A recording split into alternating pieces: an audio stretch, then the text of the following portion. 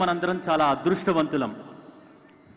భగవద్ ధ్యానం ఆధ్యాత్మిక సేవే కాదు, జిఆర్ ట్రస్ట్ ద్వారా దేశవ్యాప్తంగా అనేక విద్యాలయాలు, వైద్యాలయాలు నిర్వహిస్తూ అనేక మందికి సేవ చేస్తూ మానవ సేవే మాధవ సేవ అని నిరూపించి ఎందరికో మార్గదర్శకంగా నిలుస్తున్నారు పరమహంస పరివ్రాజకాచార్య త్రిదండి శ్రీమన్నారాయణ రామానుజ చినజీయర్ స్వామి వారు. అటువంటి స్వామివారిని మనం ఈరోజు నేరుగా దర్శించుకున్నాం, వారి ఆశీస్సులు అందుకోబోతున్నాం.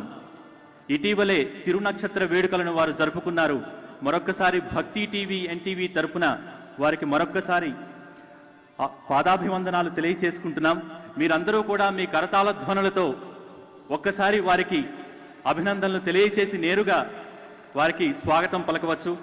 అలాగే స్వామివారు, చినజీయర్ స్వామివారు ఒక మహత్తర కార్యాన్ని, అనితర సాధ్యమైన ఒక బృహత్ కార్యాన్ని చేపట్టారు. ఆధ్యాత్మిక థీమ్ పార్క్ నిర్మాణం ద్వారా ఆధ్యాత్మిక ప్రపంచంలోనే అది తలమానికంగా నిలవబోతోంది. ఆ థీమ్ పార్కులో దేశంలోని వైష్ణవాలయాల రిప్లికాస్ అన్ని అక్కడ ప్రతిష్ఠించబోతున్నారు, నిర్మించబోతున్నారు. నిజంగా మరొక్కసారి వారికి అభినందనలు తెలియచేద్దాం. ఆ దివ్య సాకేతంలో 212 అడుగుల రామానుజాచార్యుల విగ్రహాన్ని కూడా ప్రతిష్ఠించబోతున్నారు. నిజంగా ఇది ఒక అనితర సాధ్యమైన అంశమని మనం చెప్పొచ్చు. మరి ఈ రోజున భక్తి టీవీ కోటి దీపోత్సవ వేదికపైకి విచ్చేసిన పరమహంస పరివ్రాజకాచార్య శ్రీ శ్రీ శ్రీ త్రిదండి శ్రీమన్నారాయణ రామానుజ చినజీయర్ స్వామి వారిని భక్తులకు మంగళాశాసనాలు అందజేయవలసిందిగా మరొకసారి ప్రార్థిస్తున్నాం.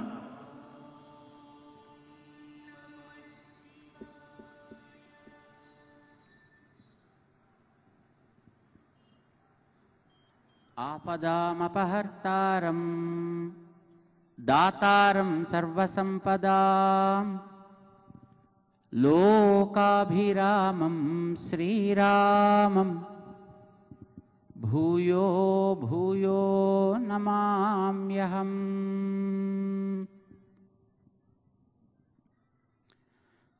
జై శ్రీమన్నారాయణ. ప్రియ భగవద్బంధువులారా, ఒకసారి అందరం కలిసి భగవన్ నామం చెప్దామా? ఒకసారి మేము అంటాం, అందరం అందాం దాన్ని. జై శ్రీమన్నారాయణ, జై శ్రీమన్నారాయణ.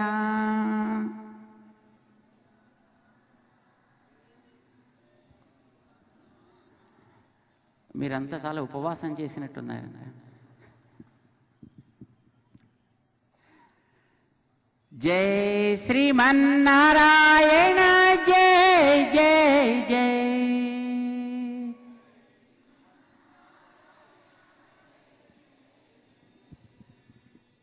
జై శ్రీమన్నారాయణ, జై శ్రీమన్నారాయణ.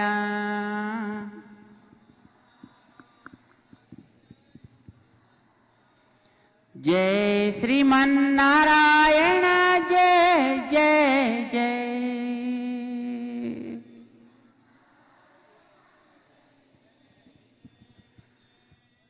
జై శ్రీమన్నారాయణ, జై శ్రీమన్నారాయణ.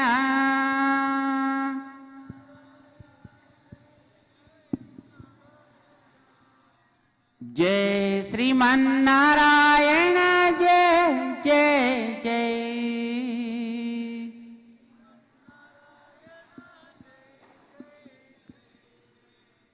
జై శ్రీమన్నారాయణ, జై శ్రీమన్నారాయణ.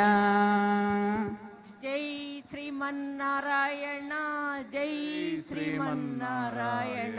జై శ్రీమన్నారాయణ, జై జై జై. జై శ్రీమన్నారాయణ, జై జై జై. జై శ్రీమన్నారాయణ, జై జై జై. జై శ్రీమన్నారాయణ, జై జై జై. बोल लक्ष्मी नारायण भगवान की जय समस्त भक्त वृंद की जय आज की आनंद की जय जय श्रीमनारायण। ప్రియ భగవద్బంధువులారా, ఈరోజు నాగుల చవితి. మా చిన్నప్పుడు దీపావళి పండగ నాడు రాత్రి టపాసులు కార్చే ముందుగా దీపాలు వెలిగించి గోగు కాడలకి నూనె గుడ్డలు కట్టి వాటిని వెలిగించి ఇంటి గుమ్మానికి బయట దిబ్బు దిబ్బు దీపావళి మళ్ళీ వచ్చే నాగుల చవితి అని కొడుతుండేవారు. అదైన తర్వాత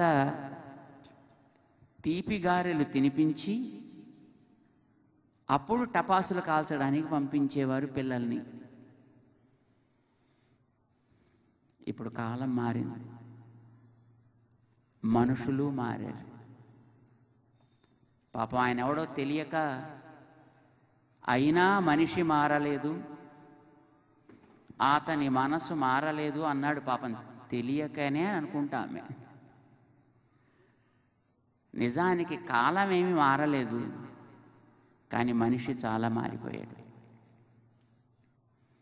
కితనా బదల్ గయా ఇన్సాన్ అన్నాడు ఒక ఉత్తరాది మహా కవి ప్రదీప్ అట.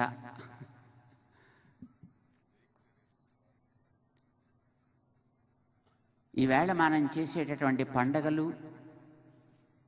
మనం ఆచరించే ప్రవృత్తులు కూడా ఎన్నో కొత్త మలుపులు తీసుకుంటున్నాయి.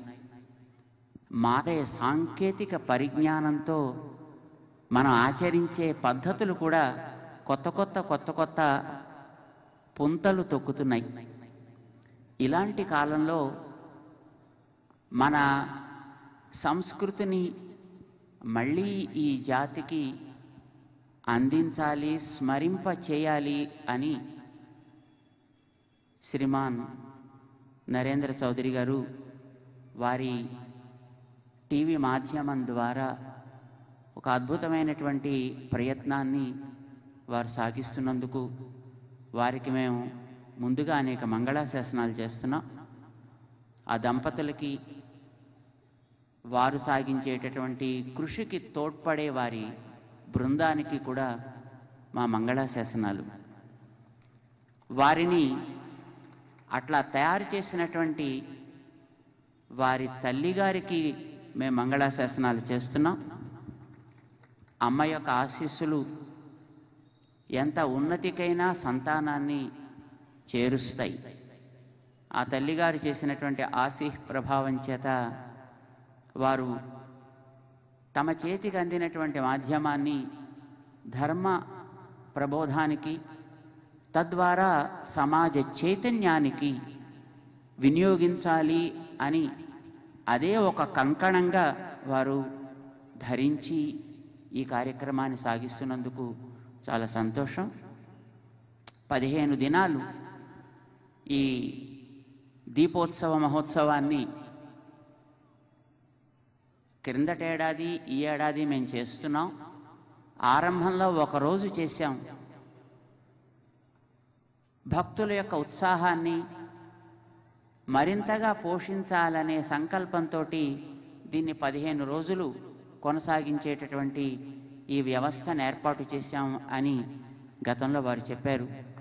చాలా సంతోషం. ఈ 15 దినాలు కూడా నిరాటంకంగా ఈ మహాయజ్ఞం కొనసాగాలి అని, ఇది అందరికీ మంచిని పంచగలిగేటట్లుగా అమరాలి అని మేము ఆశిస్తున్నాం.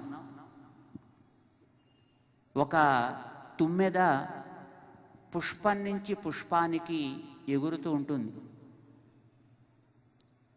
ఆయా పుష్పంలో ఉండేటటువంటి తేనె బిందువులని ఆస్వాదిస్తుంది.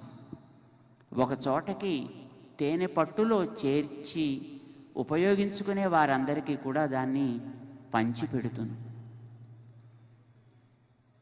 శ్రీమాన్ నరేంద్ర చౌదరి గారు అట్లాంటి ఒక తుమ్మెదలాగా ఎక్కడెక్కడుండే మంచిని సేకరించి వారి టీవీ అనేదాన్ని ఒక తేనె పట్టుగా మలచి సమాజంలో ఉండే భోక్తలందరికీ కూడా దీన్ని పంచిపెడుతున్నారు.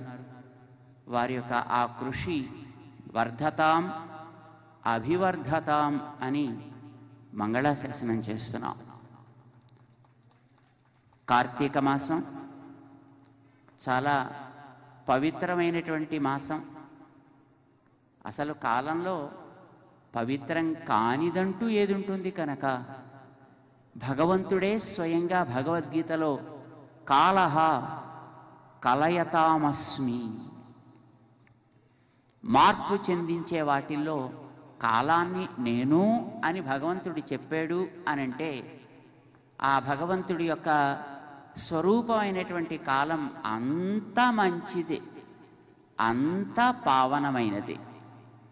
అయినా ఒక శిశువు తన యొక్క జన్మకి కారణమైనటువంటి మాతృమూర్తిలో ప్రతి భాగము తనకి ఉపాదేయమే, స్వీకరించతగినదే అయినా తన ఆహారం కోసం ఆ తల్లి వక్షాన్ని చేరి స్తన్యపానం చేసినట్టుగా మనకి కూడా జీవితంలో భగవత్ స్వరూపమైనటువంటి కాలంలో ఒక్కొక్క భాగాన్ని మనం బాగుపడ్డానికి మనకి ఆసరాగా స్వీకరిస్తూ ఉంటాం. కార్తీక మాసం, మార్గశీర్ష మాసం, మాఘమాసం, వైశాఖ మాసం, ఇలాగా కొన్ని మాసాలని మనం ఒక ప్రత్యేకమైనటువంటి దృష్టిని పెట్టి వాటిని మన యొక్క జీవితాన్ని ఉత్తేజితం చేయడానికి వీలుగా వాడుకుంటూ ఉంటాం. అట్లాంటి దాంట్లో ఈ కార్తీక మాసం కూడా ఒక మాసం. అసలు ఇదివరకు రోజుల్లో ఈ కార్తీక మాసాన్నే క్రొత్త సంవత్సరానికి ఆరంభంగా స్వీకరిస్తూ ఉండేవారట మన వాళ్ళు. ఆ రకంగా ఈ మాసానికి ఒక ప్రాధాన్యం ఏర్పడింది. కొత్త అకౌంట్స్ ఇప్పటికీ కూడా ఉత్తర దేశంలో ఉండేటటువంటి వారందరూ, ప్రాయః మార్వాడీలందరూ కూడా ఈ కార్తీక మాస ఆరంభం నుంచే వారు శ్రీరామ ఆరంభిస్తారన్నమాట. వారి అకౌంట్స్ అన్నీ ఇప్పుడు ప్రారంభం చేస్తారు. దీపావళి నాటి అర్ధరాత్రికి పాత సంవత్సరపు వారి యొక్క ఖాతాలన్నిటినీ కూడా శ్రీరామ చుట్టేసి, అంటే వాటిని అక్కడికి ముగించేసి మళ్ళీ క్రొత్త ఖాతాని ప్రారంభం చేసుకుంటూ ఉంటారు. ఆ రకంగా తమ పరివారానికి అందరికీ కూడా చక్కటి మధుర పదార్థాలని పంచిపెట్టి క్రొత్త సంవత్సరానికి నాంది పలుకుతారు. చాలా కాలం ఇట్లానే సాగుతూ ఉండేదండి. కానీ ఈ కాలానికి కూడా వన్నె తెచ్చినటువంటి ఒక మహనీయుడు ఈ భూమి మీద అడుగు పెట్టేటప్పటికీ ఈ కాలపు క్రొత్త సంవత్సరపు గతి కొంచెం మారింది. అది రామచంద్రుడి యొక్క అవతారంతో.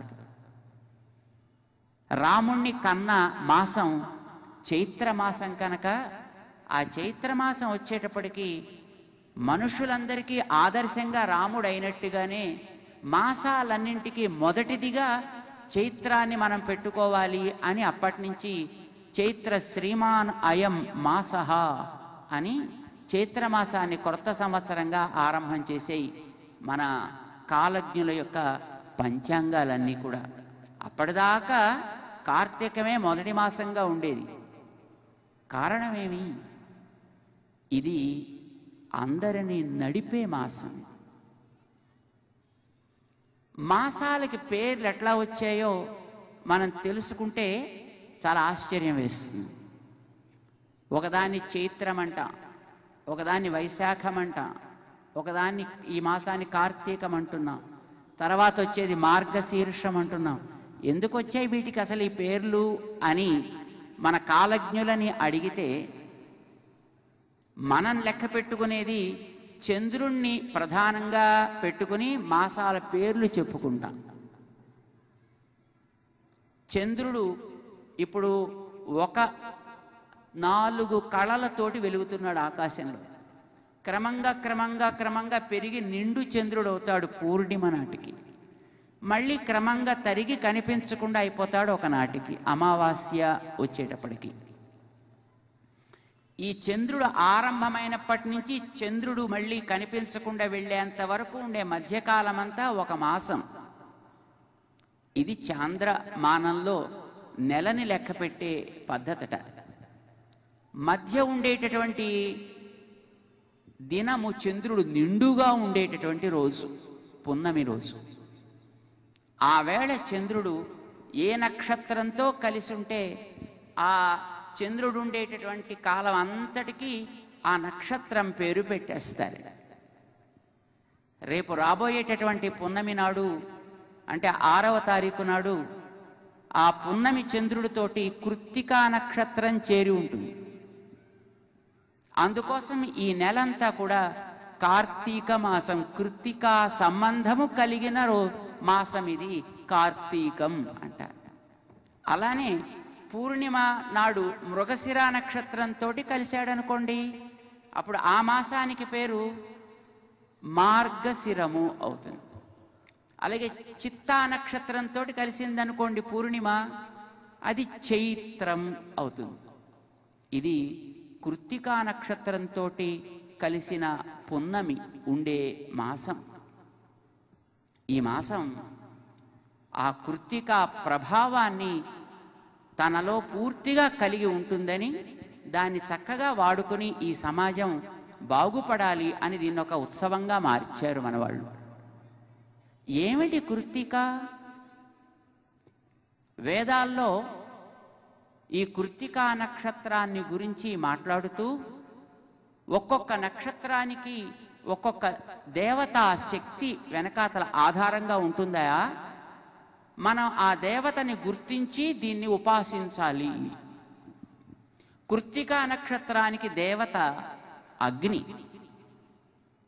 వేదాల్లో నక్షత్రాల గురించి చెప్పే ఒక ప్రకరణాన్ని ప్రారంభం చేస్తూ ఈ కృత్తికా నక్షత్రంతోటే ఆరంభం చేస్తారు. అగ్నిన్నః పాతు కృత్తికా అంటును. ఈ కృత్తికా నక్షత్రానికి అగ్ని దేవత అండి. అందుకే ఈ నెలంతా కూడా అగ్నికి మనం ఒక ప్రాధాన్యాన్ని ఇచ్చి దాన్ని ఉపాసన చేస్తాం. అగ్నిని 2 రకాలుగా ఉపాసన చేస్తాం. ఒకటి, వేదాలు చదువుకునేటటువంటి వ్యక్తులు, హోమాలు నేర్చిన వ్యక్తులు హోమాలని చేస్తూ అందులో నేరుగా అగ్ని ఉపాసన చేస్తారు. మనలాంటి వాళ్ళం, సామాన్యులమైన వారు అందరం కూడా ఆ అగ్నిదేవత ఉపాసన చేయొచ్చు. అది దీపావిష్కారం ద్వారా, దీపాన్ని ఆరోపించడం ద్వారా అగ్ని ఉపాసన మనం చేయొచ్చు. తద్వారా ఆ నక్షత్రానికి, ఆ నక్షత్ర ప్రభావం కలిగినటువంటి ఈ నెల అంతటికీ కూడా మనం ఒక ఉపాసనని మనం అర్పించవచ్చును. అందుకే ఈ మాసం అంతా దీపాలను బాగా వెలిగిస్తారు. అసలు ఈ మాసపు ఆరంభమే దీపారోపణతోటి ఆరంభమవుతుంది. దీనికి మన శాస్త్రాల్లో, ప్రధానంగా ఆగమాల్లో ఒక అద్భుతమైనటువంటి ఒక ఇతిహాసం ఒకటి ఉంది, ఒక కథ ఉంది. మనందరికీ తెలుసును కొంత భాగం ఆ కథలో. పూర్వకాలంలో బలి అని ఓ చక్రవర్తి ఉండేవాడు. ఇంద్రుణ్ణి చావగొట్టి తనకి బలం ఉంది కదా అని ఆ ఇంద్రుడికి ఇచ్చినటువంటి రాజ్యాన్నంతటిని లాగేసుకున్నాడు బలి చక్రవర్తి. మనకందరికీ బలి కథ తెలుసు. ఆ బలి చక్రవర్తి చాలా ధార్మికుడు. ఆయనకి చేతిలో ఎముక లేకుండా దానం చేస్తారంటారే, అట్లా అడిగిన వాడికి లేదనకుండా దానాన్ని ఆచరించేటటువంటి మహనీయుడుట బలి చక్రవర్తి. ఇంద్రుడి రాజ్యాన్ని లాగేసుకున్నాడు.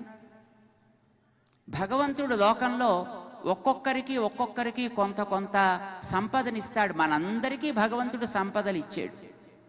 మనకి లభించిన సంపదతోటి మనం హాయిగా సుఖంగా జీవించవచ్చు, శ్రమించి దాన్ని పెంచుకోవచ్చు.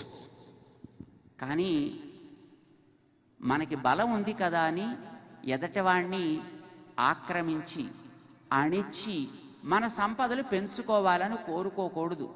ఇది మనకి వేదం చెప్పినటువంటి సందేశం. తేన త్యక్తేన భుంజీథాహ, భగవంతుడు నీకేదిచ్చాడో దాన్ని హాయిగా అనుభవించవోయ్. మాగృధ కస్యస్విత్ ధనం, మరొకడికి చెందిన దానిని నువ్వు ఆశపడకు, వాడి నుంచి లాక్కుని అనుభవించాలి అని ఎప్పుడు కూడా ప్రయత్నించకు, ఇది తగదు. కానీ పాపం బలి చక్రవర్తికి ఆ ఉపదేశం మనసుకి పట్ల. అతను ఇంద్రుణ్ణి చావగొట్టి చెవులు మూసి వాడి రాజ్యాన్ని కాస్త లాగేసుకున్నాడు. ఇలా చేసేవాళ్ళని అసురులు అని అంటారు. గతంలో చాలామంది అట్లా చేస్తే దేవుడు వాళ్ళ కోసమని అవతరించి ఈ భూమి మీద అలాంటి వాళ్ళని సంహరించడం అనేది మనకి చరిత్రలో తెలుసును. బలి చక్రవర్తిని కూడా అట్లా చేసేయచ్చు, కానీ అట్లా భగవంతుడు చేయలేదు. ఎందుకని? బలి చక్రవర్తిలో ఒక గొప్ప గుణం ఉంది. అడిగిన వాడికి లేదనకుండా ఇచ్చే దాతృత్వం ఒకటి ఉంది వాడిలో. సరే, వాడిలో దాతృత్వం ఉంటే నేను యాచకత్వాన్ని స్వీకరిస్తా. భగవంతుడు ఎవరిని నిష్కారణంగా హింసించాలని కోరుకోడు. వాడిలో ఉండే స్వభావానికి తగ్గట్టుగా తనని మలుచుకుని వాడి వల్ల కలిగే ఉపద్రవాన్ని మంచి మార్గంలోకి తేవాలనుకుంటాడు. బలిచక్రవర్తి దగ్గరికి నేనే యాచకుళ్ళా వెడతాడు. నేను కూడా అడుగుతా రాజ్యాన్ని ఇమ్మని. తిరిగి వాడిచ్చేస్తే ఇంద్రుడికి ఇచ్చేస్తా. ఆవేళ స్వామి వామనుడు అయ్యాడు. 3 అడుగులు కావాలి అని బలిచక్రవర్తి దగ్గర ప్రార్థన చేశాడు. ఈ కథ మనందరం వినుంటాం. బలిచక్రవర్తి వామనుణ్ణి చూసేటప్పటికే మురిసిపోయాడు. చిన్ని పిల్లాడు, అందమైన పిల్లాడు, ముద్దులొలుకుతున్నాడు. అప్పుడే పాపం యాచన ఆరంభం చేసినట్టున్నాడో ఏమిటో, అడగడం కూడా పాపం చేత కాదు పిల్లాడికి. ఎందుకంటే ఎప్పుడు ఇచ్చిన చేయి తప్ప ఎవరి ముందు చాచిన చేయి కాదు కదా. అందుకోసం పాపం అడగడం చేతకాలే. ఆయన అడిగినప్పుడు కూడా బలి, నేల, అడుగులు 3 కావాలి నాకు. అరే, సెంటెన్స్ ఫార్మేషన్ కూడా తెలియదండి పాపం ఈ పిచ్చి పిల్లాడికి. అప్పుడే పాపం ఇతనికి అడుక్కోవలసినటువంటి స్థితి ఏర్పడిందే. ఏం పర్వాలేదు నాన్న, ఏం కావాలి నీకు? 3 పరిమిత భూమి, 3 అడుగుల నేల కావాలండి అని. అవ్వా, ఇదేంటయా? నాలాంటి చక్రవర్తి దగ్గరికి వచ్చి 3 అడుగుల నేల అడగడం? ఓ రాజ్యానికి రాజు కావాలని అడుగు, నేను ఇచ్చేస్తా. అత్యల్పమేతత్, మరి ఇంత తక్కువ అడుగుతావేమిటో? అడగడం కూడా చేత కాదయ్యా నీకు బొత్తిగాను అంటే. లేదండి సార్, మీరు 3 అడుగులు ఇస్తే నాకు ముల్లోకాలు ఇచ్చినట్టేనండి అన్నాడు. పాపం ఈయన అబద్ధం చెప్పలేదండి, కానీ నిజం కూడా చెప్పలేదు. బలిచక్రవర్తి ముందు వెనుక ఏమీ ఆలోచించలా. వెనకాతల ఉండేటటువంటి శుక్రాచార్యులు లాంటి వాళ్ళు, ఒరేయ్ జాగ్రత్త, ఇవ్వకివ్వకు అని అంటున్నా ఆయన వారందరినీ ఖాతరు చేయకుండా 3 అడుగుల నేలని తుభ్యమహం సంప్రదతే నమమా అంటూ దానం చేసేసాడు. భగవంతుడికి భలే సంతోషం వేసింది. ఆనందంతో ఉబ్బితబ్బిబ్బైపోయాడు. ఎందరొద్దన్నా తన స్వభావాన్ని తాను కాపాడుకుంటూ ఎంత గొప్ప కార్యం చేశాడు ఈ మహానుభావుడు. 3 అడుగుల నేల ఇవ్వద్దోయ్. ఆ వచ్చినవాడు ఎవడనుకుంటున్నావు? సాక్షాత్తు భగవంతుడు విష్ణుమూర్తి. ఏం పర్వాలే, సాక్షాత్తు లక్ష్మీపతి అయినవాడు చేయి క్రింద మీదుగా నా చేయి అయితే ఇంతకంటే ఇంకా అదృష్టం ఏమిటుందయ్యా లోకంలో? ఏం పర్వాలేదు, రాజ్యం గీజ్యం పోతే పోని నాకేం బెంగలేదన్నాడు. ఇచ్చేశాడే. అసలు ఇస్తాడో ఇవ్వడో ఈ సందేహం వల్ల భగవంతుడు పాపం చాలా సంకోచం పొందాడండి. మన దగ్గరికి ఎవరైనా వచ్చి అడిగితే మనకి ఇవ్వబుద్ధి అవుతుంది. కానీ మనం ఎవరి దగ్గరికైనా వెళ్ళి అడగాలి అంటే మనకు కూడా చాలా చిన్నతనంగా ఉండదండి. ఆ చిన్నతనం మనకి ఉత్తుత్తునే ఉంటుందండి. మనకి ఆనందం కలుగుతోందన్నా ఉత్తుత్తునే కలుగుతుందండి. నిజంగా ఉండదండి. అబ్బా అసలు నేను ఆనందాన్ని పట్టలేకపోతున్నానండి, ఉబ్బి తబ్బిబ్బైపోతున్నానండి అంటారు. ఉత్తిదే, వాడు వాళ్ళలాగే ఉంటాడు. ఏమంటే ఉబ్బి తబ్బిబ్బైపోతే వేసుకున్న షర్ట్ ఏమైపోవాలండి? ఎవరికైనా ఏమైనా కదులుతోందే? అంతా అలానే ఉంటారు. అంటే మనకి ఆనందం అబద్ధాలే, ఏడుపు వచ్చినా అది అబద్ధాలే. మనకి రెండు ఉత్తుత్తినే వస్తాయండి. ఏం స్వామి బొత్తిగా అలా చెప్తున్నారు? మాకు నిజంగానే ఏడుపు వస్తుందండి. వస్తే మాకు సంతోషం కూడా నిజంగా ఏమో డౌటేనండి మాకు. ఎందుకు డౌట్ అంటే మీకు చెప్తా ఉండే ఒక చిన్న ఉదాహరణ. అప్పుడప్పుడు ఇంట్లో ఎవరైనా పాపం ఏదో దేహయాత్ర చాలిస్తుంటారు కదండి. అలా చనిపోయినప్పుడు పక్కన కూర్చుని, అయ్యో అప్పుడే పోయావురా, ఎంత కష్టం వచ్చింది నాకు, ఇంక నేను ఎవరి కోసం బతకాలి, ఇంక నేను ఎవరి కోసం తినాలి, అసలు నన్ను కూడా తీసుకెళ్ళిపోండి వీడితో పాటు అంటుంటారండి. లేదా నన్ను కూడా తీసుకెళ్ళిపోండి, ఇంక నేను బతకలేను. ఇలా అన్నప్పుడు పక్కన కూర్చున్న వాళ్ళు, ఒరే వాడిని ఏడిపించడం ఎందుకురా, వాడిని కూడా తీసుకుపోమంటున్నాడు కదా, కట్టండి రా వాడికి కూడా ఇంకొకటి అన్నారనుకోండి. లేచి వెంటనే వాయించేయండి పట్టుకుని అందరినీ. అంటే ఇప్పుడు ఇందాక వాడన్నమాట వాస్తవమా, మనస్సుతో అంటున్నాడా, నోటి పెదవుల పైన అంటున్నాడా? ఇది మనం కొంచెం ఆలోచించాలి. ఒక్కొక్కసారి ఇలాంటి కష్టం కలిగినప్పుడు ఆ ఇంట్లో కూర్చున్న వాళ్ళు, నేను తిన్నండి, నేను ఎవరి కోసం తినాలి, నాకు ఇంకేం వద్దు అంటారు. ఇలా అన్నారు కదా అని పక్కన ఉండేవాళ్ళంతా, ఒరే తిన్న అంటూ ఉంటే పాపం ఎందుకు అనవసరంగా బలవంతంగా వాడికి పెడతారు, వద్దులేండి ఇంక పెట్టకండి రా అన్నారు అనుకోండి. ఏం చేస్తాడండి వాడు? నేను తిన్నంటే మానేడువేనా అని వెంటనే మీద పడిపోయి దెబ్బలాడరండి. అంటే మనకి బాధ అబద్ధాలే, రిజెక్షన్ అబద్ధమే, యాక్సెప్టెన్స్ అబద్ధమే. I think everything is hypocritic. కానీ దేవుడికి అట్లా ఉండదండి. పాప ఆయన ఏడుపు వచ్చినా నిజంగానే, ఆనందం కలిగినా నిజంగానే, ఆయన కుంచుకుపోయినా నిజంగానే, ఉబ్బిపోయినా నిజంగానే. అందుకే ఏమో ఈ బలి ఇస్తాడో ఇవ్వడో అని అనుకున్నప్పుడు కుంచుకుపోయాడండి. ఆ కుంచుకుపోవడం మరీ బొత్తిగా ఇంత అయిపోయాడండి, వామనుడు అయిపోయాడు. బలి దగ్గరికి వెళ్ళి అడిగాడు, బలి నాకు 3 అడుగులు ఇచ్చేస్తానన్నాడు. ఆయన ఇచ్చేశాడు. ఆనందం పట్టల ఉబ్బిపోయాడు. ఎంత ఉబ్బిపోయాడంటే ముల్లోకాలు నిండిపోయేంతగా ఉబ్బిపోయాడండి. నిజమైన ఉబ్బిపోవడండి. ఆవేళ బలితలని కూడా తను 3వ పాదంతో కొలిచాడు. ఒక పాదంతో నేల కొలిచాడు. సాక్షాత్తు విష్ణు స్వరూపం అంటారు. యజ్ఞో వై విష్ణు అని వేదం చెబుతోంది. భగవత్ స్వరూపాన్ని యజ్ఞంగా భావించి ఆయన ఆ కార్యాన్ని నెరవేర్చే మధ్యలో వామనుడు వచ్చాడు. అడుగులు కోరాడు, బలి ఇచ్చాడు. బలి తలని స్వామి కొలిచాడు. కొలవగానే ఇక ఇంద్రుడికి నీకు ఇద్దరికి షేర్ హోల్డింగ్ ఎందుక, నీకే స్వతంత్రంగా పాలించుకోగలిగే లోకాన్ని నేను ఇస్తా, రసాతలానికి నిన్ను అధిపతి చేస్తా అని భగవంతుడు అతన్ని రసాతలానికి పంపించాడు. ఒక ప్లానెట్ అంతా మొత్తానికి ఇచ్చేశాడు. ఆ రోజున బలి చక్రవర్తి ప్రార్థన చేశాడట, భగవన్ నీ దయ నాకు కలిగిందయా, నీ పాద స్పర్శతో నా జన్మ ధన్యమైంది. నా యజ్ఞం పరిపూర్ణమైంది. మిగతా వాళ్ళు చేసే యజ్ఞాలు అక్కడికి మాత్రమే నిలుస్తాయి. కానీ నేను చేసిన యజ్ఞానికి నువ్వు స్వయంగా నడిచి వచ్చావు.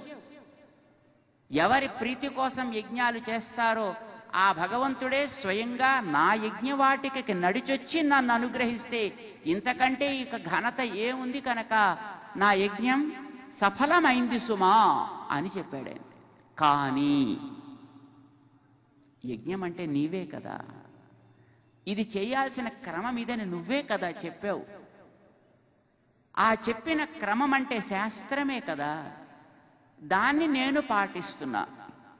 ఆరంభించిన యజ్ఞం పూర్ణాహుతితోటి ముగుస్తుంది. ముందు అంకురార్పణతోటి ఆరంభం, అది పూర్ణాహుతితోటి ముగుస్తుంది. మరి పూర్ణాహుతి కాలే, మధ్యలోనే నేను ఇప్పుడు రసాతలానికి వెళ్లాల్సి వస్తోంది. అంటే యజ్ఞం మధ్యలో ఆగిపోయినట్టే కదా. అయితే నువ్వే ప్రసన్నుడు అయిపోయిన తర్వాత అది ఆగినా పూర్తయినా దాంతో నాకేమీ పెద్ద ప్రమేయం లేదు. కానీ అది నీవిచ్చిన ఆజ్ఞ ప్రకారము ఇక్కడి నుంచి ఇక్కడ దాకా సాగాలి అన్నది మధ్యలో ఆగితే దానికి సాఫల్యం ఉండదు. కనుక దాన్ని పూర్తి చేయడానికి నేను ఒక కోరిక కోరుకుంటా, దాన్ని నాకు నువ్వు అనుగ్రహించవా? తప్పకుండా కోరవాయా? భగవన్, కార్తీక మాసంలో ఆరంభమైంది నా యాగం. ఈ యాగాన్ని ఈ మధ్యలో ఆగినటువంటి దోషం తొలగడానికి నాకు నువ్వు 2 వరాలి. ఏమిటవి? ఒకటి, నీ వల్ల నాలాంటి వాడు కూడా తరించాడు అని తలుచుకున్న వారందరికీ కూడా నాకిచ్చిన ఫలితాన్ని నువ్వు ప్రసాదించు. ఒకటి. ఇక రెండవది, ఈ యజ్ఞాన్ని ముగించుట అనే కార్యక్రమాన్ని ఇప్పుడు నేను చేయలేకపోయాను కదా, దీన్ని ఈ లోకంలో ఉండేటటువంటి ప్రజానీకమంతా కలిసి పూర్తి చేయగలిగేటట్లుగా వాళ్ళకొక వరాన్ని. ఎట్లా? వాళ్ళు ఎట్లా చేస్తారు? ఇప్పుడంటే ఉండేవాళ్ళు కొందరు చేయొచ్చు, రాబోయే కాలంలో వాళ్ళకి ఎట్లా? భగవన్, మనుష్యులకి ఉపాస్య స్థానాలంటే పూజించుకునే చోట్లు 2. భగవంతుణ్ణి మనం ఎక్కడెక్కడ చూస్తాం? అంతటా చూస్తాం. అంతటా చూడవచ్చు, కానీ మనం చూడం. ఎందుకంటే మనకు అనిపించడు. కానీ 2 చోట్ల మాత్రం రూపంతో భగవంతుణ్ణి మనం చూస్తాం. ఏమిటి ఆ చోటు? ఒకటి, మీ ఇంట్లో, మీ పూజా మందిరంలో. రెండవది, మీ ఊళ్ళో, ఆలయంలో. ఈ 2 చోట్ల మనం దైవాన్ని స్వరూపంగా మనం దర్శిస్తాం, ఒక ఆకృతిలో మనం దర్శనం చేసుకుంటాం. ఆలయంలో ఉండేటటువంటి రూపం సమాజం అందరికీ కూడా ఆశ్రయించే చోటు. మన ఇంట్లో ఉండేటటువంటి రూపం మన ఇంటికి అందరికీ కూడా ఆరాధించుకునే చోటు. ఇంటి దీపం మన పూజా మందిరం అయితే, ఊరందరికీ దీపం, లోకానికంతటికీ దీపం ఆలయం. ఆలయంలో ఉండేటటువంటి రూపంలో అక్కడ సమాజం కోసం కనుక కొన్ని నియమాలు పెట్టాడు ఆయన. అక్కడ మంత్రం చదవాలి, అర్చకుడు ఇట్లా ఉండాలి, పాచకుడు ఇలా ఉండాలి, పరిచారకుడు ఇలా ఉండాలి, కొన్ని నియమాలు పెట్టాడు. ఆ నియమాల్ని పాటించాలి. ఇంట్లో నీవు ఆరాధన చేసుకునే చోట నీవు చెప్పిందే మంత్రం. అంటే స్వామి రా, కూర్చో, నీ పాదాలు కడుగుతానయా, నీ చేతులు కడుగుతానయా, నిన్ను స్నానం ఆడిస్తానయా, నీకు నైవేద్యం పెడతానయా. నువ్వే మాట్లాడితే అదే మంత్రం అక్కడ. ఆ మంత్రం వినడానికి నీ ఇంటికి వస్తాడు, వేదమంత్రాలు వినడానికి గుడికి వస్తాడు. ఆయనే ఒకడే 2 చోట్లు ఉంటాడు. కనుక భగవన్, ఈ 2 చోట్ల కూడా నా యజ్ఞాన్ని సమాపన చేసేటటువంటి బాధ్యత ఈ లోకం అంతా కూడా పంచుకునేటట్లుగా, తద్వారా నువ్వు నాకిచ్చినటువంటి లాభమేదో అది ఈ ఒక్కొక్క ప్రజకి కూడా నువ్వు అనుగ్రహిస్తాను అంటే నేను ధన్యుణ్ణవుతానా? అంటే మన అందరం కూడా ఆవేళ బలి ఎంత లాభం పొందాడో అంత లాభం, ఆవేళ బలి ఎంత సంపదను అందుకున్నాడో అంత సంపద, ఎంత కీర్తిని పొందాడో అంత కీర్తి ఒక్కొక్కరం మనం పొందగలిగేటట్లుగా ఒక వరాన్ని ఇమ్మన్నాడు. ఏం చేస్తే? చిన్న పని, ఒక దీపాన్ని వెలిగిస్తే చాలు. మీ ఇంట్లో ఒక దీపం వెలిగించండి, మీ గుడిలో ఒక దీపాన్ని వెలిగించండి చాలు. ఇంట్లో దీపాన్ని వెలిగించడానికి కార్తీక ఆరంభం నుంచి పూర్ణిమ దాకా, గుడిలో దీపం వెలిగించడానికి పూర్ణిమ నుంచి అమావాస్య దాకా సమయాన్ని విభాగం చేశాడు ఆయన. ఎందుకనంటే ఇంట్లో దీపాలు వెలిగించుకుంటూ ఉంటే మళ్ళీ గుడికి వెళ్ళే అవకాశం ఉంటుందో ఉండదో కనుక ఈ ఉత్సవాన్ని ఇంటిల్లపాలి చక్కగా చేసుకోవడానికి వీలుగా పూర్ణిమ దాకా ఒక ఉత్సవం. కార్తీక పూర్ణిమ నాడు ఆకాశ దీప ఆరోపణ అని ఆలయాలన్నింటిలోనూ ఆ వేళ ధ్వజస్తంభం దగ్గర ఒక దీపాన్ని కట్టి పైకి ఆకాశంలోకి పంపిస్తారు. అది పూర్ణిమ నుంచి అమావాస్య దాకా అది శివాలయం కావచ్చు, విష్ణు ఆలయం కావచ్చు, ఏ ఆలయమైనా అన్ని ఆలయాల్లోనూ ధ్వజస్తంభాల దగ్గర లేదు, దానికోసం ప్రత్యేకించి ఒక దీపస్తంభాలంటూ ఇదివరకు రోజుల్లో ఉండేవండి ఆలయాల్లో. ఆ దీపస్తంభంలో కూడా దీపారోపణ చేసి ఆకాశ దీపాన్ని వెలిగించి పెడతారు ఈ కార్తీక మాసంలో. ఇలా పెట్టడం ద్వారా ఆ దీప సేవ ఎవరెవరు చేస్తే వారందరికీ నాకు నువ్వు అనుగ్రహించినంత ఫలితాన్ని ప్రసాదించు అని ఆవేళ బలి కోరాడట. అప్పటినుంచి ఈ దీపాలు వెలిగించేటటువంటి ఒక అద్భుతమైన కార్యక్రమం. తద్వారా మనం కూడా భగవంతుడికి ఒక యజ్ఞం ద్వారా ఆరాధన చేసే అంత ఫలితం. ఏ దీపం మన మనస్సుని ఒక ప్రమిద చేసి మన విశ్వాసాన్ని అందులో నేతిగా లేక నూనెగా ఒక స్నేహంగా మార్చి పెద్దలు చెప్పినటువంటి ఉపదేశములనే ఒత్తులు దాంట్లో పెట్టి మన జ్ఞానం అనే ఒక దీపాన్ని అందులో వెలిగించాలని మన ఆళ్వార్లలో ఒక మహానుభావులు తమిళంలో అద్భుతంగా ఒక పాటగా పాడారు. అన్బే తగళయ ఆర్వమే నెయ్యాగ ఇన్బురుహు సింద ఇడు తిరియా నన్బురుహు జ్ఞాన చుడర్ విళక్కు ఏత్తినేన్ నారణర్కు జ్ఞాన తమిళ్ పురింద నాన్ అంటూ ఈ దీపాన్ని వెలిగించాలన్నారు. ఇది లోపలి దీపం. ఇటు పైన ఉండేదాన్నంతటినీ కూడా ఒక దీపం చేస్తానన్నాడు మరొక మహానుభావుడు.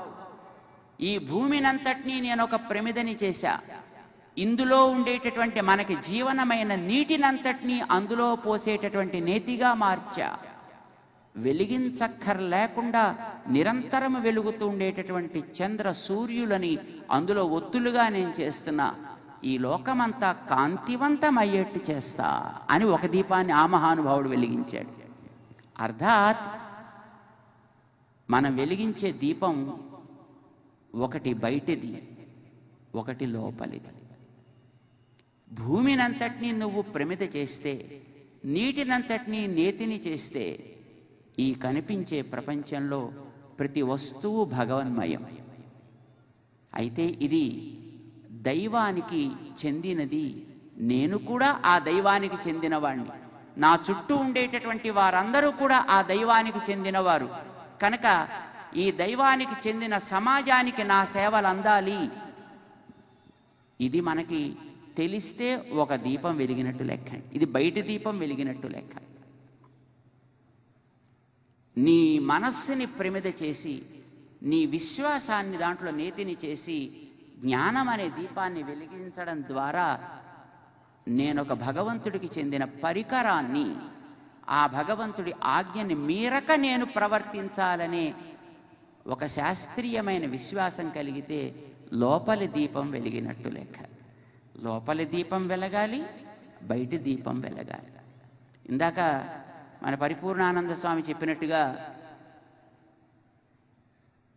కరెంటు ఉన్నా, కరెంటు దీపాలున్నా ఒక పవిత్ర భావన మనలో కలిగించగలిగినది ఈ దీపం.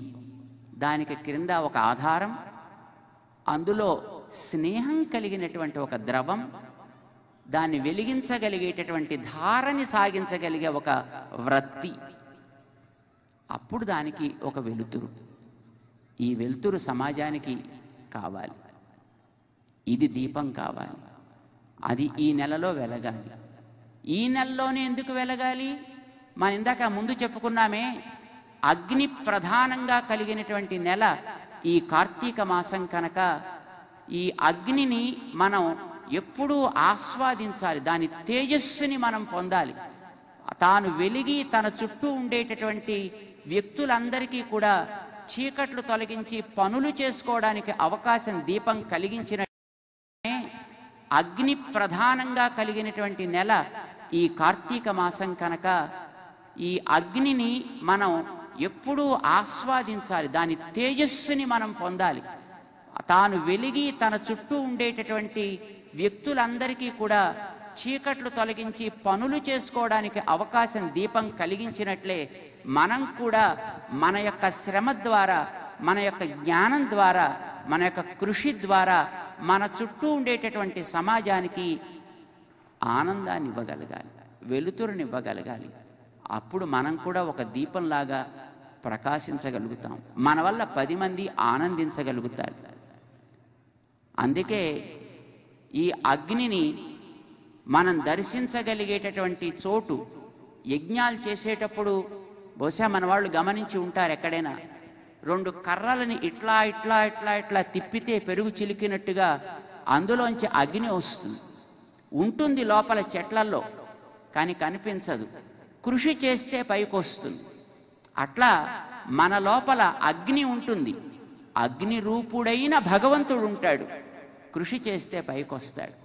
అందరిలోనూ ఉన్నాడు ఆయన. మనని ఉద్ధరించేది అగ్ని, పైకి చేర్చేది అగ్ని.